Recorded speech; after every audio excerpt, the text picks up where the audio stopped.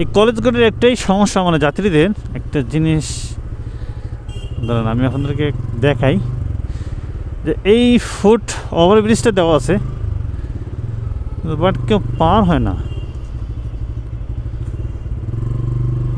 পার হয় না কী কারণে আসলে?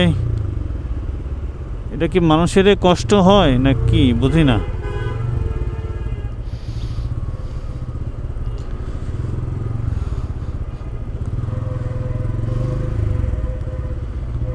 একটু সরাও ভাইয়া, চাপ দিলে তো হয়ে যায়।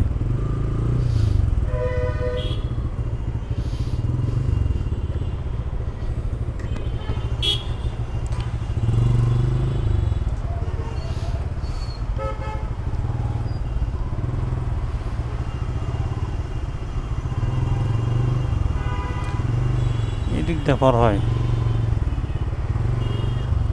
ভাই। একটা ফুট ওভার ব্রিজটা ব্যবহার করতে পারেন না?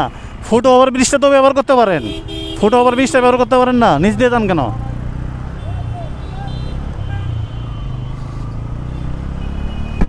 কয় অন হয় না, মানুষ হাঁটতেছে, কয় অন হয় না।